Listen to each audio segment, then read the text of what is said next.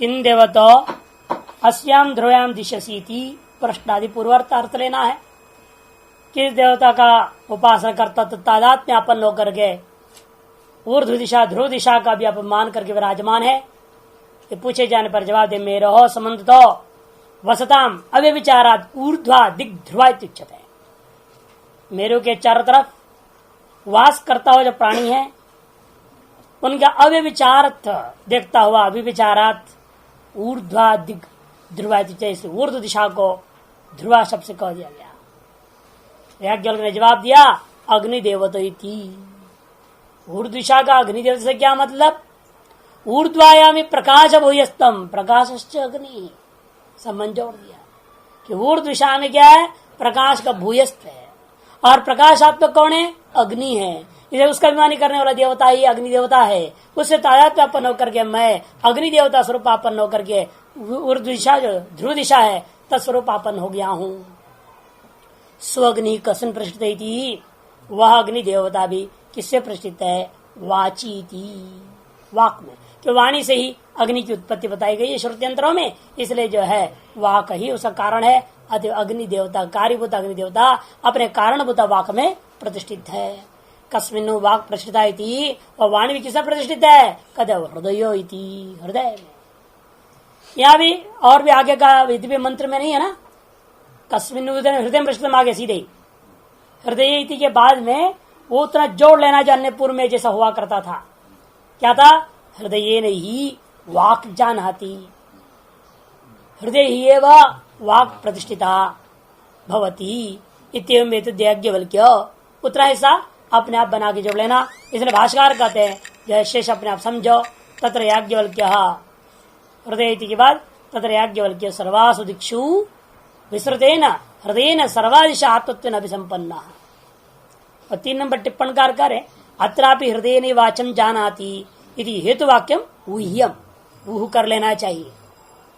शेष इन वाक्यों को ऊह करके जोड़ लेना चाहिए। यहाँ पर अब बीच में आगे उसका प्रश्न की ओर जाने से पहले भाष्यकार अपनी तरफ से व्याख्यान कर रहे तत्र इत्यादि से श्रुति के अभिप्राय को बताने जा रहे हैं। तत्र याज्ञवल्क्य सर्वासु दिक्षु प्रसृतेन हृदयेन सर्वादिशा आत्मत्वेन अभिसंपन्नः। याज्ञवल्क्य जो है सभी दिशाओं में सर्वासु दिक्षु मन पंचसु दिक्षु विप्रसृतेन हृदयेन, हृदय के द्वारा कैसे? अपने अंतःकरण की जो है तारस भावनात्मक वृत्ति के द्वारा ऐसे भावना कर रहा है मैं ही सर्वदेशों में, उत्तर दिशा दक्षिण दिशा पश्चिम जो है सब 5 दिशाओं में मैं ही एक रूपों में व्याप्त हूं।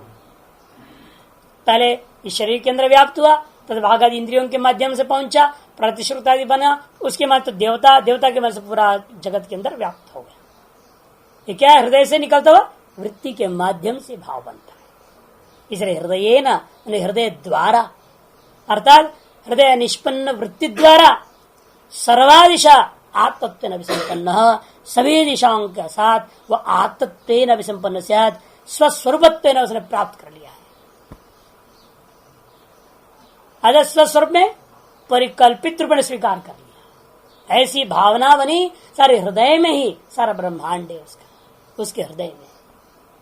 हृदय से ब्रह्मांड भिन्न हो गया वृत्ति के माध्यम से, और ब्रह्मांड तो हृदय में परिकल्पित करके व्यवहार हो जाता है। ये नहीं उस पूरा ब्रह्मांड हो गया तो लंबा चौड़ा हो गया है वहां, फिर किससे बात होगी? कि शाकल भी तो वही है, ब्रह्मांड से बाहर है कि शाकल वो भी इस दिशा में खड़ा है, तदभिन्न भी तो वही है। इसे स्वरूप दृष्टिया कथन होता है, वास्तविक दृष्टिया नहीं, बाह्य दृष्टिया नहीं। इसलिए कहते आत्मत्वेन अभिसंपन्न, स्वस्वरूपत्वेन उसने प्राप्त कर लिया है। सदेवा सप्रतिष्ठा दिशा आत्मभूता, इसे देवता और प्रतिष्ठाओं के सहित सारी दिशाएं एक तरह से याज्ञवल्क्य का स्वरूपभूत हो गए हैं। तस्य नाम रूप कर्मात्मभूतस्य याज्ञवल्क्यस्य, किसके आत्मभूत हो गए हैं? याज्ञवल्क्य का आत्मभूत हुए हैं। और याज्ञवल्क्य किस रूप वाला है? नाम रूप कर्मात्मक है। नाम रूप कर्मात्मक क्या है? ये जगत है। और नाम रूप कर्मात्मक ये याज्ञवल्क्य है। इसलिए जगत के साथ याज्ञवल्क्य का भिन्न स्वरूप वाला होकर के ऐसा तादात्म्य भाव अपन हो गया है, ऐसी उपासना का फल उसको प्राप्त है। यद रूपम तत्प्राच्या दिशा सह हृदयभूतम याज्ञवल्क्यस्य। क्या ये तत्व दिशाओं के सबके साथ समझना इसी प्रकार से। तत्प्राच्या दिशा सह हृदयभूतम, प्राचीन दिशा सहित हृदयभूता यद रूपम भवती, जो रूप होता है तद याज्ञवल्क्य से होती, वो याज्ञवल्क्य स्वरूप है समझना। इसी प्रकार सभी दिशाओं में घटाना है। यद केवलम कर्म पुत्रोत्पन्न लक्षणम स च ज्ञान सहित सह फलेन अधिष्ठात्री विश्व देवता दक्षिणा प्रतीच उदिच्च कर्मफलात्मिका हृदय मेवापन्ना। और जो केवल कर्म किया है पुत्रोत्पादन लक्षण और पुत्रोत्पादन को जो लक्षण कर्म किया और ज्ञान सहित उपासना से जो कर्म किया, तीन प्रकार का। पहले यद्रूपम तत्प्राच्या दिशा सह हृदयभूतम, हृदयभूतम यद्रूपम प्राच्या दिशा सह याज्ञवल्क्य से तदेव रूपम भवती। पहले हो गया ना, उसका जो हृदय का स्वरूप होता है। यदि केवलम, क्योंकि पहला है पर्याय में आपको क्या लेना पड़ता है, आद्य पर्याय हृदय रूप प्रपयोपसंहार दर्शित। ये पंच पर्याय में सबसे पहले में क्या कहा था आपने, रूप को लिया और उसका हृदय में परिस्थित बताया, और रूप से वहां पर लिया था आभास रूपों को, है ना, उनका प्रतिष्ठा हृदय बताई थी। तो उसी को ले रहे हैं यहाँ पर, बता रहे देखो सदैव यद रूपम तत्प्राच्या दिशा सह हृदय भूतम याज्ञवल्क्यस्य। मैंने उसको टीका में देखिए, आद्य पर्याये हृदय रूप प्रपंच उपसंहार दर्शित, हृदय एवं रूपाणी श्रुते है। ये आपने पढ़ा था पहला पर्याय में। उसको इसलिए प्राचीन दिशा याज्ञवल्क्य के स्वरूप का पूर्व दिशा कैसी है, सर्वरूपापन्न है समझो। और अन्य तीन दिशाएं कहते केवल कर्म एक दिशा, दूसरा कर्म पुत्रोत्पादन रूप, तीसरी दिशा में ज्ञान से मैंने उपासना से। तीन दिशा के लिए तीन चीज गिना रहे भाष्यकार। यद केवलम कर्म एक, पुत्रोत्पाद लक्षण दूसरा, ज्ञान सहित तीसरा।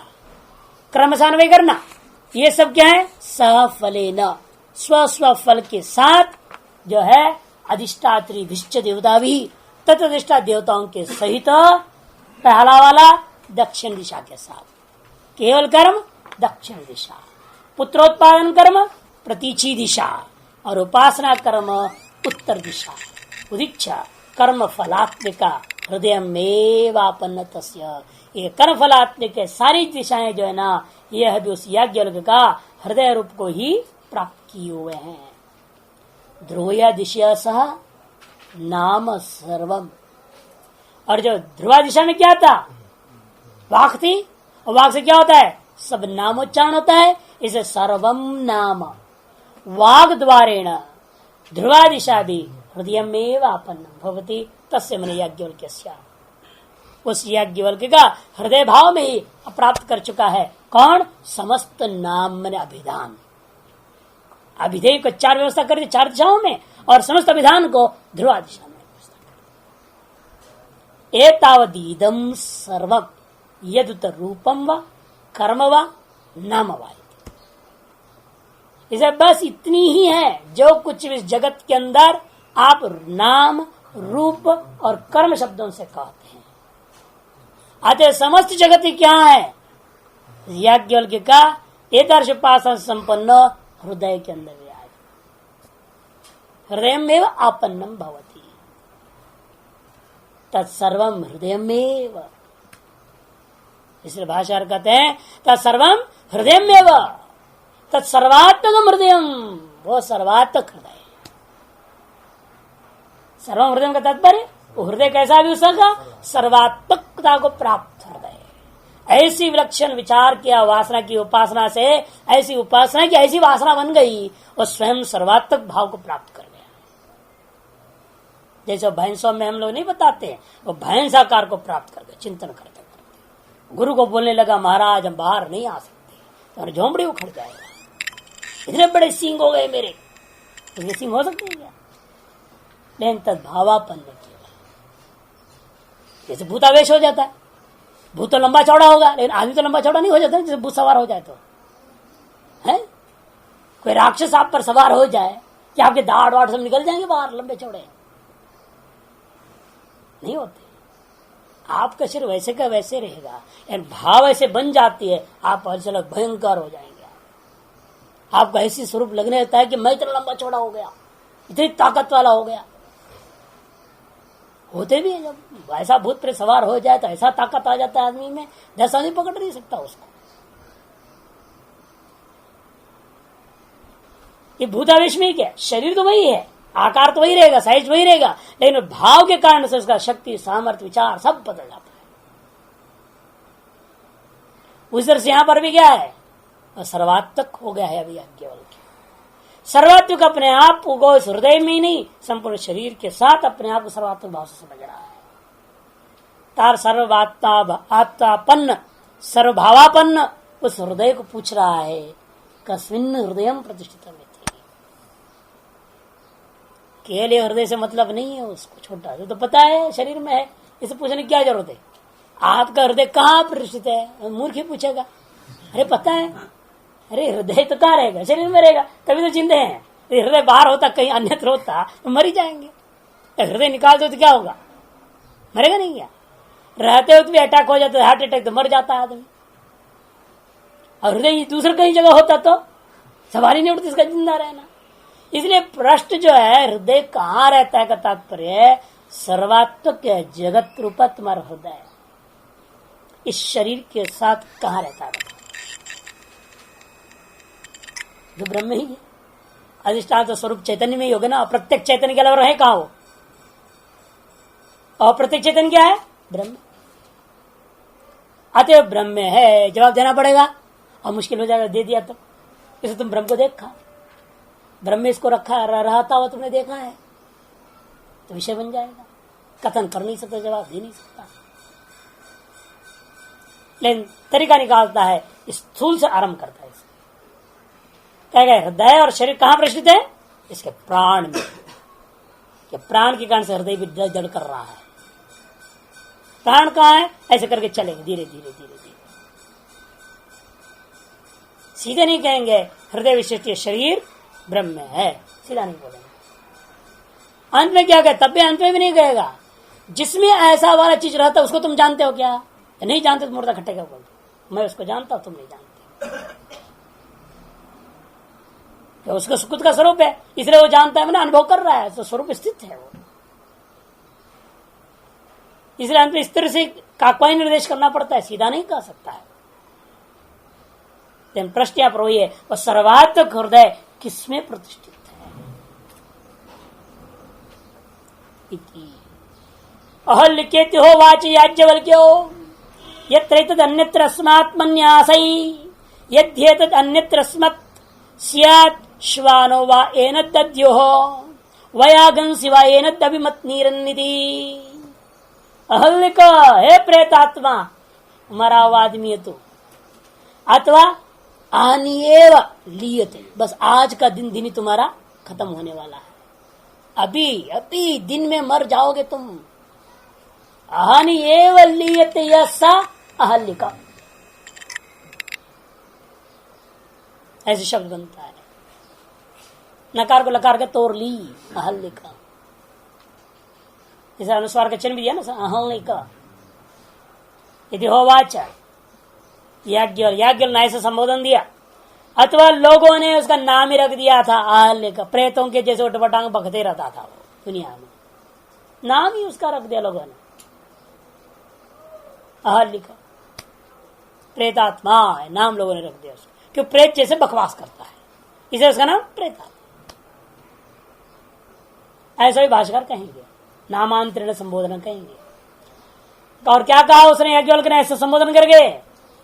यत्र तद अन्यत्र अस्मात् मन्यासई, मुझसे अन्यत्र इसको कहां है तुम पूछते हो तो, यदि मानते हो तो मुझसे, अर्थात मुझ शरीर से रूपी अधिष्ठान से अन्यत्र हृदय रहता है, ऐसे यदि मानता है जो उसके मुर्दा को कोई जला भी नहीं सकता, ऐसे मूढ़ बुद्धि का मुर्दे को छुएगा भी नहीं, उसका तो कुत्ते खा जाएंगे, पक्षियां उसको जो है नोच नोच के छीन छीन करके जो है घसीट घसीट करके खत्म कर डाले। जो व्यक्ति समझता है हृदय इस शरीर से बाहर कहीं अन्यत्र रहता है, इस शरीर में ही हृदय रहता है, अन्यत्र नहीं रहता।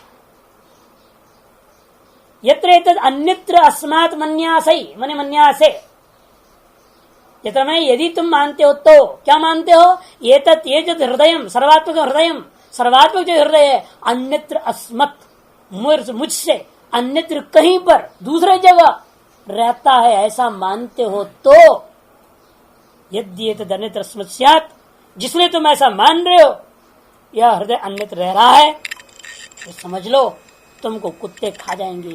श्वानो वायन तद्यो, इस शरीर को कुत्ते खा जाएंगे। वयांसी वायन विमत नीरन, पक्षियां जो इसका मंथन कर डालेंगे, खींच तान करेंगे नोचों से और उसको खत्म कर डालेंगे, अर्थात इसका जो अंतिम संस्कार ही नहीं हो पाएगा। जो ऐसा अपना हृदय को शरीर से भिन्न स्थल में रहता है मानता हो, ऐसे व्यक्ति की दुर्गति हो जाती है, उसका अंतिम संस्कार तक नहीं हो सकता। ऐसा संकेत कर दिया, कहने स्वरूप से अन्यत्र नहीं है, स्वरूप से भिन्न में नहीं होता है, सब सर्वात्मक जगत स्वरूप में ही है, उससे भिन्न जगत नहीं है। और फिर भी वो पूछेगा, तब वो समझे इसका मतलब तुम समझा ही नहीं हमारा लक्ष्यार्थ। इसे वो ये सोच रहा है स्थूल हृदय के बारे में पूछ रहा है, स्थूल शरीर के बारे में पूछ रहा है। यही भाव से फिर जवाब देंगे वो प्राण में रहता है। सर्वात्मक हृदय के बारे में पूछ रहे हो, वो तो ब्रह्म ही रहता है, दूसरी जगह हो ही नहीं सकता सर्वात्मक हृदय। और यत्किंच हृदय जो शरीर में रह रहा है इसको तुम पूछ रहे हो, फिर तो भाई वो तो प्राण में। इसलिए अगले मंत्र में आएगा, फिर वो दोबारा पूछता है कस्मिन् त्वंच आत्मा च, तुम और तुम्हारी आत्मा दोनों कहां प्रतिष्ठित है।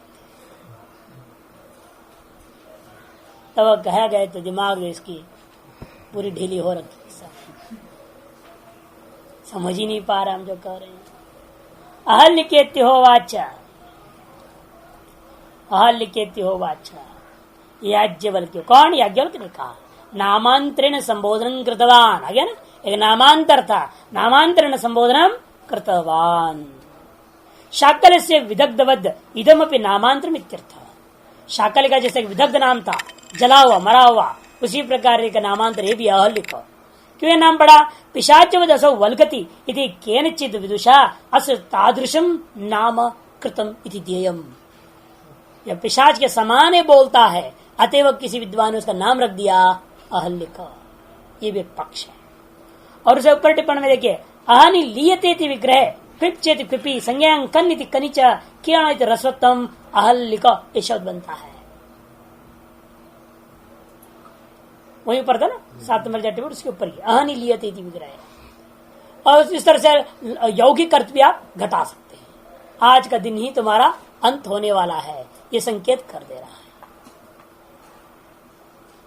यत्र यस्मिन् काले एतत् हृदयम, कब ऐसा कभी यत्र माने यस्मिन् काले, जिस समय तुम ऐसा सोचने लगो और मानने लगो, क्या सोचोगे मानोगे, एतत् हृदयम आत्मा अस्य शरीरस्य, ये जो सर्वात्मक हृदय है यही आत्मा है, माने आत्मभूतम है। अस्य किसका, अस्य शरीरस्य, इस शरीर का आत्मभूत सारभूत है। वह अन्यत्र क्वचित देशांतरे, अन्यत्र मैंने क्वचित, इस शरीर से भिन्न देशांतर विद्यमान है, या इस शरीर का विष्ठान ब्रह्म से भिन्न कहीं अन्यत्र विद्यमान है, इसे मानते हो तो अस्मद, अस्मत्तो अन्यत्र कुछ देशांतर वर्तते है। अस्मद में पंचमी, अस्मत्ता मुझसे भिन्न किसी देशांतर विद्यमान है, ऐसा इति मन्यासै, छांदस है मन्यासै के लिए ऐसे मानते हो तो। देहे हृदय प्रतिष्ठितम, हृदय च देह है ना, हृदय देह में, देह हृदय में है, आपस में विलक्षण है। हृदय देह अन्योन्य प्रतिष्ठित है वास्तव में। क्यों, सूक्ष्म शरीर के बिना स्थूल शरीर टिकता नहीं, रह सकता है क्या? सूक्ष्म शरीर के बिना स्थूल शरीर तो रहेगा नहीं, और स्थूल शरीर के बिना सूक्ष्म शरीर है यह अनुभव में नहीं आएगा आपको। यदि भी जन्म जन्मांतर प्राप्त हो रहा है संस्कार वास्ते सब कल्पना करके कहते हैं हाँ एक सूक्ष्म शरीर था वो बाहर है, लेकिन निश्चित ही जरूर है स्थूल शरीर से भिन्न है, वो स्थूल शरीर से भिन्न है वो सूक्ष्म शरीर। इसलिए क्योंकि ये तो प्रत्यक्ष सिद्ध है, स्थूल शरीर से मर जाता है। जो आज तक बोलचाल कर रहा था वो तो नहीं बोल रहा है अभी, इसको तो जो बोलता था, चालता था, घूमता था, फिरता था, खाता था, पीता था, सब काम करता था, वो स्थूल शरीर से भिन्न है, ये प्रत्यक्ष सिद्ध हो गया। और लेकिन भिन्न होता अभी जब जागृत में है, जीवित है, उसे भिन्नत्व न सुख शरीर का अनुभव में नहीं आ रहा है। इसमें क्या अनुभव में आता है? स्थूली अनुभव दिख रहा है। अतएव ये अन्योन्य प्रतिष्ठित सिद्ध हो गया। इसीलिए सूक्ष्म और स्थूल अन्य विचारता हृदय और आत्मा, आत्मा से वही तात्पर्य।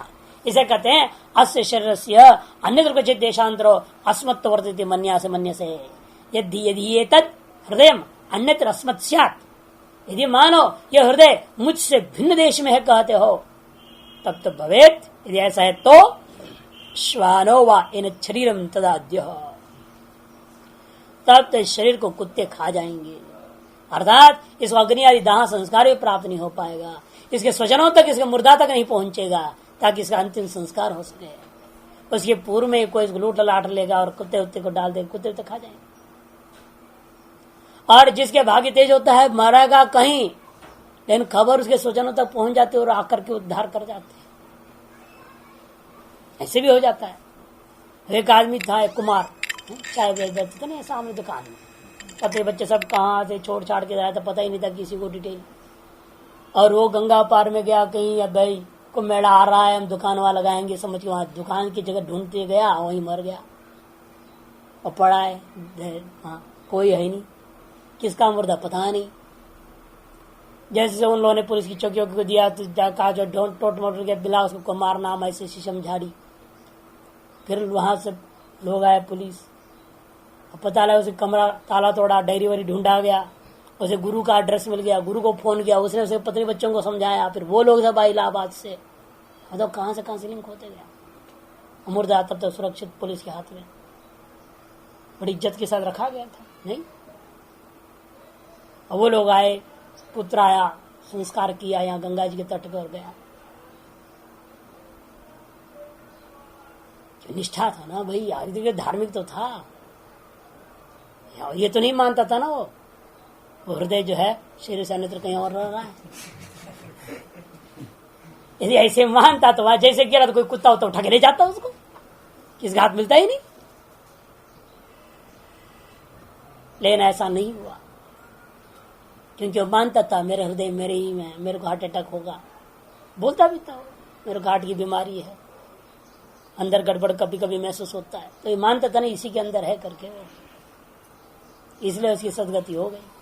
और आप लोग भी मानते हो,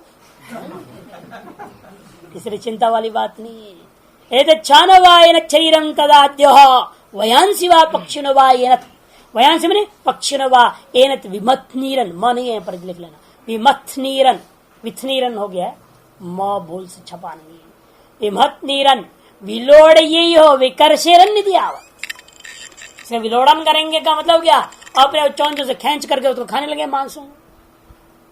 तस्मात मही शरीर हृदय प्रतिष्ठित इत्यर्थः, इसे निश्चय कर लो मुझ इस शरीर में ही हृदय प्रतिष्ठित, अन्यत्र नहीं हो सकता हो।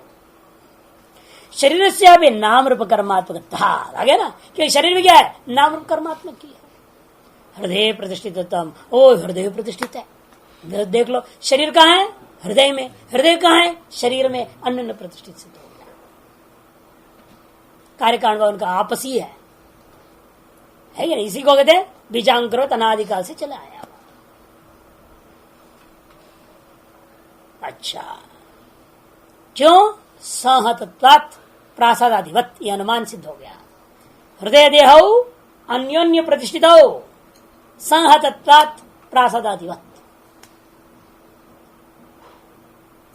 जैसे छत है, दीवार है, सब है ना, आपस में एक दूसरे को बांध के रखे हुए हैं। वो है तो ये रक्षित है, ये है तो वो रक्षित है आपस में। दीवार अंकियों कहां से खड़ा रहेगा, छत रह नहीं सकता, छत के कारण से दीवार भी सुरक्षित है। छत ना होता, खुला रहता, पड़ा रहता, हवा पानी लग लग करके सब सड़ जाएंगे, खत्म हो जाएंगे। अब वो इसकी रक्षा कर रहा है और ये उसको पकड़ रखे हैं, आपस में है ना, तभी तो काम चल रहा है दोनों की।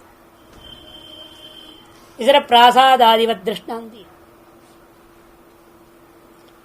प्रतिष्ठिता मिति कस्मिन् उत्तंच आत्मा च प्रतिष्ठितौ स्थ इति प्राण इति कस्मिन् प्राण प्रतिष्ठित इति अपान इति कस्मिन् अपान प्रतिष्ठित इति व्यान इति कस्मिन् व्यान प्रतिष्ठित इति उदान इति कस्मिन् उदान प्रतिष्ठित इति समान इति सयश नेति नेति आत्मा गृह्य नहीं गृह्यते अशीर्य नहीं शीर्यते असंग नहीं सज्जते असितो न व्यतते न रिष्यति एतान्यष्टौ आयतनानि अष्टौ लोका अष्टौ देवा अष्टौ पुरुषाः स यस्तान् पुरुषान् निरुह्य प्रत्युह्य अत्यक्रामत् तन्तो पुरुषं पृच्छामि तञ्चन्मे न विवक्ष्यसि मूर्धाति विपदिष्यति तगंघनमेने शाकल्यः तस्य मूर्धा विपता विपपात अपि हास्य परिमोषिणो अस्तीनि अपजर्रोः अन्यन्मन्यमानाः।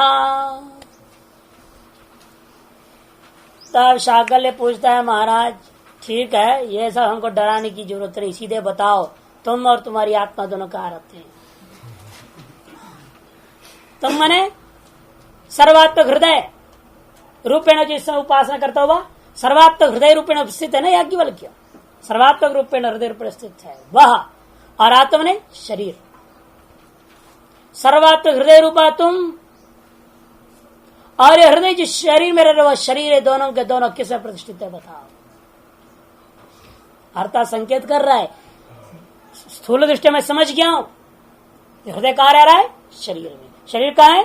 हृदय में। अन्योन्य प्रतिष्ठा को मैं जब समझ चुका हूं, इसलिए मैं तुमसे पूछता हूं, ये अन्योन्य प्रतिष्ठा दोनों वस्तु किसमें प्रतिष्ठित है बताओ? जैसे दीवार और छत कहाँ है? जमीन पर है, जमीन में प्रतिष्ठित है ना, हवा में थोड़े खड़े हैं।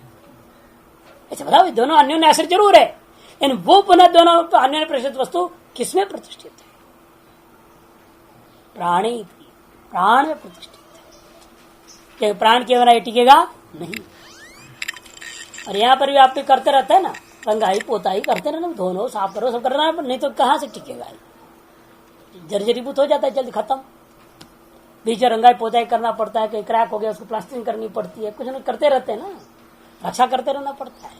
जैसे अपने शरीर की भी रक्षा करते हैं, रोजाना जो है साबुन लगाते हैं, रंगाई पोताई होता है, तेल लगाते हैं, तेल लगाते हैं, सब करते हैं। नहीं कहीं कट छट गया तो उसको बैंडेज लगाते कि नहीं लगाते, नहीं छोड़ देते हैं, उसको लगे रहते हैं। थोड़ा सा हल्का सा फोड़ा आ जाए, तुरंत पेस्ट लगाओ, कोई न कोई लाओ, ऑइंटमेंट लाएंगे, नहीं बाम लाएंगे, कहीं कुछ लाएंगे, संभाले हुए हैं तभी तो टिका है। वैसे कौन संभाल रहा है इन दोनों को? प्राण संभालता है वास्तव। अन्योन्य दोनों इसलिए प्रतिष्ठित रहते हैं क्योंकि दोनों के दोनों प्राण में प्रतिष्ठित है। और प्राण भी किसमें प्रतिष्ठित है? प्राण क्यों उड़ नहीं जा रहा है? लोग इसके प्राण पखेरे चले गए बोलते हैं ना लोग, प्राण उड़ गया, क्यों नहीं उड़ रहा अभी? कहते क्योंकि अपान इसको खींच कर पकड़ रखा है। इसे कहते हैं प्राण कसन प्रतिष्ठित है? अपान, अपान में प्रतिष्ठित है। अपान ने नीचे खींच के रखा है, प्राण को उड़ने नहीं दे रहा है। जिस दिन तुम्हारा शरीर का कर्मफल वो समाप्त हो जाता है, वो अपान ढीला पड़ जाता है। अपान ढीला पड़ गया जैसे ही वो उसको पकड़ छोड़ देता है तो प्राण उड़ जाता है, बल्कि अपान को खींच के ले जाता है, सबको उठा के ले जाता है। वो अपान भी कहाँ प्रतिष्ठित है? व्यानी थी, मध्य में प्रतिष्ठित जो व्यान है, मध्य तिष्ठति व्यान कहा है ना, और मध्य में स्थित जो व्यान है वह प्राण और अपान दोनों का संबंध जोड़ करके रखा हुआ है। कस्मिन्नु व्यान प्रतिष्ठित उदान इति, उदान में है। उदान में है जो तीनों वृत्तियों का कीलक स्थानीय उदान होता है। तीनों का प्राण अपान व्यान, इन तीनों का कीलक स्थानीय है उदान वायु। और उदान भी कहाँ प्रतिष्ठित है? समान वायु, समान प्रतिष्ठा, सारी वृत्तियां समान प्रतिष्ठित है। सम्यक व्याप्ति के बिना जो है ये कोई भी विशेष वृत्तियां टिक नहीं सकती। ये बात आख्यायिका की थी यहां तक। इति स यश नेति नेति है ना, वहां पर कस्मिन् उदान प्रतिष्ठित थी हो गया, फिर समान इति जवाब हो गया याज्ञवल्क्य का। इसके बाद जो है ना ये श्रुति अपने तरफ से बोलने लगी। हड़बड़ा गई श्रुति थोड़ी, यहाँ आख्यायिका को भंग करके बीच में बोल पड़ी श्रुति और वास्तविक ब्रह्म तत्व को प्रकट कर दिया। वो समान कहाँ प्रतिष्ठित है वो पूछने का अवसर नहीं, श्रुति बोल पड़ी बीच में। क्या बोल रही है? सएष नेति नेति आत्मा, वह ये जो आत्मा है सएष आत्मा नैति नैति तेवग्राह्य कसिन पृष्ठतम इत्याकरण न ग्राह्य वो किसमें करके इस अधिष्ठान के कार्यकारण भावादि परंपरा, निमित्त नैमित्तिक भाव की परंपरा से उस अधिष्ठान को ग्रहण करने का प्रयास करोगे तो नहीं ग्रहण कर सकते, उसको नेति नेति के द्वारा ही ग्रहण करना। क्यों? अग्रीय हो कि इंद्रियों की तरफ ग्राह्य है नहीं गृह्य, अतः इंद्रियों से ग्रहण नहीं होता। अशीर्य वह अशीर्य है, क्यों अशीर्य है? नहीं शीर्यते, अन्य घटादि के समान उसका नाश नहीं होता। असंगो वह असंग है, क्यों? नहीं सज्जते अन्यवत। असितो वो बंधित नहीं है, बंधन वाला नहीं है, क्यों? न व्यथते न रिष्यति, क्योंकि उसका कभी व्यथा होता हुआ या कहीं रेश होता हुआ देखने को नहीं मिलता। श्रुति अपने तरफ से ब्रह्म का निर्देश कर दिया। वापस आख्यायिका में पहुंचते हैं, याज्ञवल्क्य बोल पड़ता है। समान कसन प्रतिष्ठिता पूछने की अवसर नहीं दिया, श्रुति का वाक्य आ गया बीच में, उसके बाद सीधे याज्ञवल्क्य बोलते हैं पूर्वक जो 8 आयतन है, 8 लोक है, 8 देव है, 8 पुरुष, 8 आयतनानि 8 लोका 8 देवा 8 पुरुषा स यस्तान पुरुषान निरूह्य। जो कोई भी ब्रह्मज्ञानी उन 8 पुरुषों को भी निरूह्य सम्यक प्रकार से निश्चय करके समझ करके अतिक्रमण कर जाता है। निरूह्य पूर्व शरीर 8 पुरुषों को निश्चय पूर्वक जान करके पृथ्वी और उसके बाद 5 प्रकार से उपन्न, जो बाद में 5 आया, उपन्न हृदय रूपी आत्मरूप ग्रहण करता है पृथ्वी, फिर अत्यक्रामत, फिर उपाधियों के अतिक्रमण कर चला जाता है, उस तत्व को जानता है। वह यह जो तत्व कैसा है? औपनिषदम पुरुषम साया तंतु पुरुषम पृच्छामि। जो कोई भी व्यक्ति इस प्रकार ग्रहण कर जाता है, उस औपनिषद पुरुष जिस स्वरूप को प्राप्त करते हैं, उस स्वरूप के बारे में तुमसे पूछता हूं। तंचिन में न विवक्षसी, ये तुम उसके बारे में मेरे लिए किसी भी प्रकार से कथन नहीं कर सकते हो, तो मुर्दा विपतिष्यति, तुम्हारा मुर्दा कट के गिर जाएगा। तगंघन में शाकल्य, वह शाकल्य लेकिन उस तत्व के बारे में कुछ नहीं जानता, या उस तत्व का निर्देश करने का सामर्थ्य उसके पास नहीं थी। तस्य मुर्दा विपात, उसका मुर्दा इसलिए कट के गिर गया। अपिहास्य, इतना ही नहीं, अब यहां तक हो गया आख्या का समाप्त। और श्रुति अपने तरफ से बोल रही अपिहास्य, चल करके गिरा ही नहीं भाई, वो याज्ञवल्क्य वचन सत्य भी हो गया। अस्य परिमोशन स्थीनी अपजर्रोह, उसका मुर्दा को ले जा रहे थे, लोगों ने सोचा उसको बांध के ले जा रहे थे, लोगों ने सोचा पता नहीं माल गट्टर ले जा रहा है, चोरों ने उनको पीट पाटा ले जाने वाले को और छीन लिया मुर्दा को, और खोला तो देखा तो मुर्दा है, फेंक दिया जंगल में, चले गए। चोर क्या करेंगे उसको लेके? कुत्तों ने उसको खा लिया। अपिहास्यम परिमोशनो अस्तिनी अपजर्रो अन्यन मन्यमाना, किसी का धन है, अन्यत में किसी का धनादि है, ऐसा मान कर उस गठरी को उठा लिया और गठरी को फेंक दे। और क्या करेंगे? वो तो अपने काम का है नहीं, धन मान के लिया और धन है ही नहीं तो फेंक देंगे।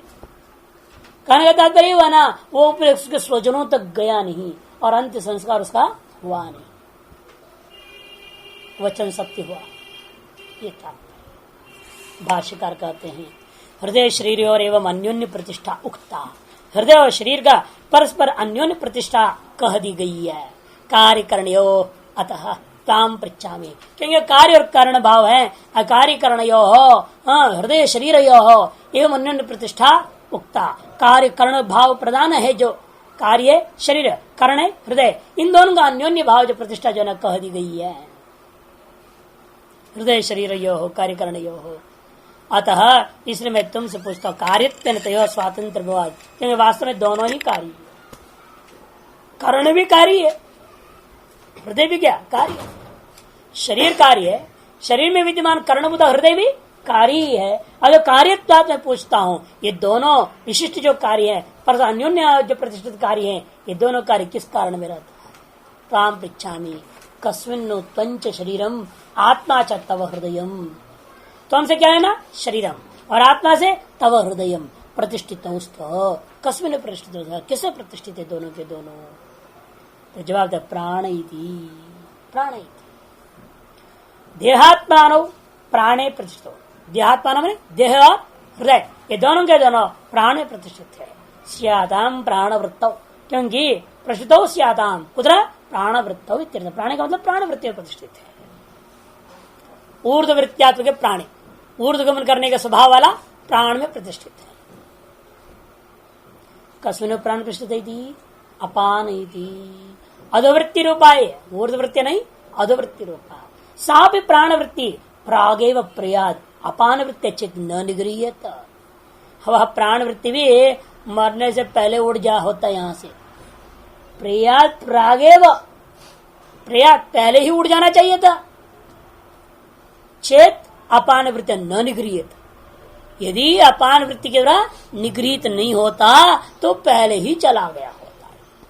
कहने का मतलब जब तक आप जिंदे हैं तब तक ये अपान वायु पकड़ रखा है। इस जब अपान वायु ढीला पड़ता है तो देखो आदमी चल भी नहीं पाता है। कब ढीला पड़ता है मालूम? भयंकर दस्त लग जाए, 40-50 दस्त हो जाए, फिर देखो आदमी चल ही नहीं सकता, लाठी चाहिए, दिखेगा भी नहीं, आंखें धस जाती हैं, ताकत खत्म, लगता अब गया है, इतना बुरा हाल हो जाता है। 5 बार 6 बार दस्त हो जाए तभी हालत खराब हो जाती है, ज्यादा की जरूरत ही नहीं। कि अपान में फटाफट बाने जहां भागता है ना, तो अपान वाली जैसे ढीला पड़ गया सारा काम खराब हो जाता है। तो जब उल्टी में भी आता है अपान वायु के, अगर उल्टी भाव से भी आ जाता है